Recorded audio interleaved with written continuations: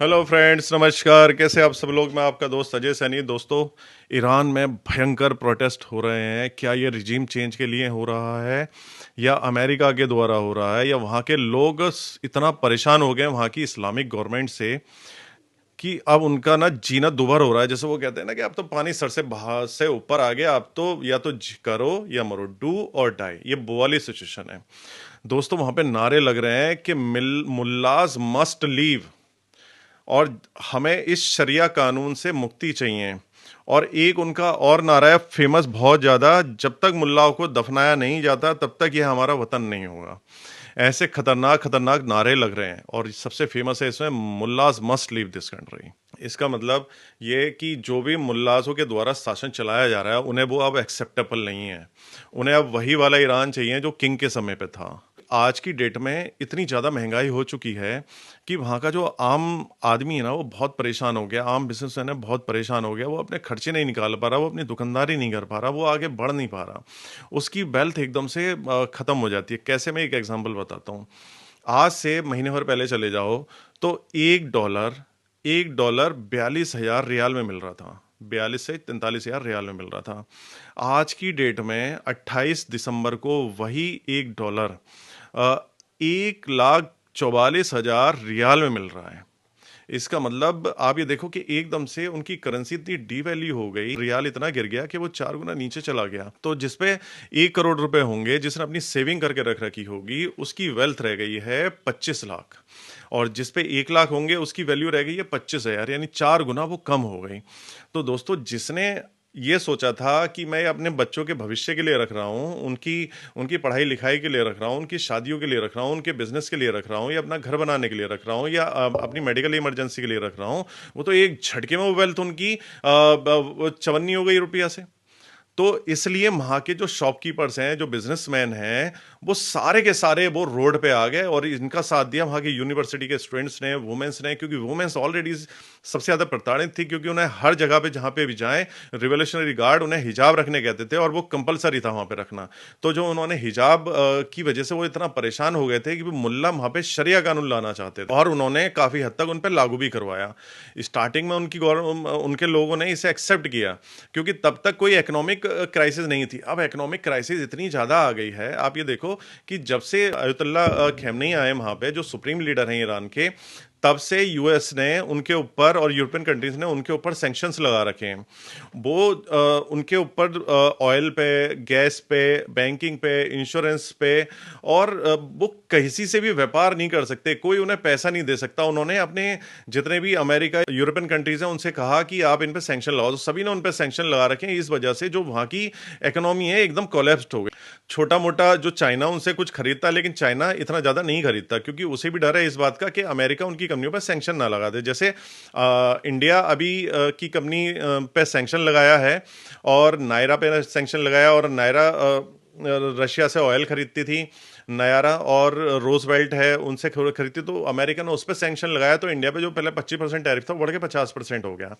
तो ये इस वजह से वहाँ की का जो पूरा इकोनॉमिक सिस्टम है ना, पूरा हिल गया। महंगाई अपने इतने चरम पे पहुंच गई कि महंगाई जो वहाँ पे 8 से 10% होती थी, वो एकदम से 40 से 42% के आसपास आ गई। यार, तुम सोच सकते हो, अभी एक महीने पहले जो तुम एक सैलरी, यानी तुम्हारी 10,000, 20,000, 30,000 जो भी होती थी सैलरी आपकी, आप उसमें अपने घर का खर्चा चला रहे थे। एक ही बार में आपकी जो बेसिक नेसेसिटी की चीजें हैं वो आपकी, आप सोचो, 4 गुना हो जाएं, तो वो 30,000 में कैसे खर्चा चलेगा? उसके लिए आपको चाहिए, अगर 30,000 जो सैलरी थी आपको, तो 1,20,000 महीना। तो 1,20,000 रुपए महीना, तो एकदम से कोई भी जो शॉपकीपर है, कोई भी कंपनी है, या कोई भी सरकारी संस्था है, तो वो तो एकदम से नहीं बढ़ाती, वो तो 5-5, 10-10% करके बढ़ाती हो। तो एकदम से वो 4 गुना पैसे कहां से लाएंगे? तो इस वजह से उन पर यह गुस्सा फूटा। उन्होंने कहा, भाई अब बहुत हो गया, हमें ये इस्लामिक कानून नहीं चाहिए, हमें रिवोल्यूशनरी गार्ड नहीं चाहिए, हमें मुल्लाओं के द्वारा बनाए गए नेता नहीं चाहिए। जो वहाँ पे मसूद हैं, मसूद जो प्रेसिडेंट हैं वहाँ के, वो हालांकि हैं तो निर्वाचित, लेकिन वो बनाए गए किसके द्वारा? खोमनी के द्वारा, तो अयतुल्ला के द्वारा। तो अयतुल्ला खोमनी के द्वारा जो बनाए गए हैं, आप ये देखो कि अयतुल्ला अली खोमनी के द्वारा ही वहाँ पे सारे की सारी गवर्नमेंट रन होती है, वही मॉस्क रन करते हैं, वही बिजनेस चलवाते हैं, क्योंकि उनके द्वारा जो नियुक्त सलाहकार हैं वही इन चीज़ों पर नजर रखते हैं, और उन्हीं के दिशा निर्देशों पर कार्य होता है। इनफैक्ट और तो और कि जो वहाँ के पे कौन चुनाव लड़ेगा, कौन नहीं लड़ेगा, ये भी वही डिसाइड करते हैं। अब आप देखो कि इनकी जो पकड़ है वहाँ की सरकार पे, वहाँ के बिजनेस पे, ऑयल रिजर्व पे, मॉस्क पे, सब जगह पर वो इतनी मजबूत है कि एक आम आदमी चाहकर भी खुल के कोई काम नहीं कर सकता।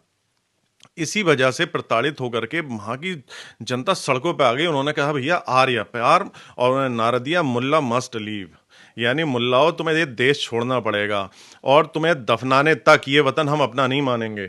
और उन्होंने ये कहा अब हमें शरिया कानून बिल्कुल नहीं चाहिए। दोस्तों अब मुझे ये लगता है कि जिस तरीके से प्रोटेस्ट हो रहे हैं कि हो सकता है कुछ बड़ा होने वाला है और जो हमें नहीं पता। आपने ये देखा होगा कि डोनाल्ड ट्रंप ने भी ये कहा है कि अगर आपने आम ईरानियन पे गोली चलाई तो हम देख रहे हैं और हम इंटरवीन करेंगे। दोस्तों यूं तो आम ईरानी जितना भी है अमेरिका से नफरत करता है, तो यहाँ पे ये जो सेंटिमेंट उभरे हैं ये वहाँ की सरकार के खिलाफ है। ये प्रो अमेरिकन नहीं है, ये किसी के कहने पर नहीं हो रहा। ये वहाँ के लोग वहाँ की रिजीम से इतना ज़्यादा परेशान हो गए कि उन्होंने अब सोच लिया है कि आर या प्यार अब हम इसे छोड़ेंगे नहीं। एक न्यूज़ और रह गई थी उस वीडियो के अंदर, तो मैं बता रहा हूँ हमारे मित्र हैं दिवाकर जी, और दिवाकर जी की पत्नी जो है वो ईरान से हैं। वो उन्हें वहाँ छोड़ने गए थे ईरान, और वो इस प्रोटेस्ट में फंस चुके हैं और बड़ी मुश्किलों में उनकी जान बची है। चारों तरफ अफरा तफरी मची हुई थी और गोलीबारी हो रही थी। बड़ी मुश्किलों में जान बचाकर भागे। मैं आपको दिखाता हूँ वीडियो। 2022 में भी ऐसे ही एक आंदोलन हुआ था जब एक लड़की थी महासा अमीनी, उसने हिजाब उतार दिया था और हिजाब नहीं पहना था, तो वहाँ पे उसे फांसी दे दी गई थी और उसे मार दिया गया था। तो वहाँ पे जितनी भी महिलाएं थीं उन्होंने रिवोल्यूशनरी गार्ड को दौड़ा दौड़ा के मारा था। तो वहाँ पर थोड़ी लिबरलिटी बनाई गई थी क्योंकि वो प्रदर्शन इतना बड़ा हो गया था, क्योंकि वो पढ़ने वाली स्टूडेंट थी, तो इतना बड़ा हो गया था वो उस समय का रिवॉल्यूशन कि वहाँ की सरकार को उसे संभालना भारी पड़ गया। और मसूद जो हैं, जब वो चुनाव हुआ तो मसूद उसी चुनाव से निकले थे।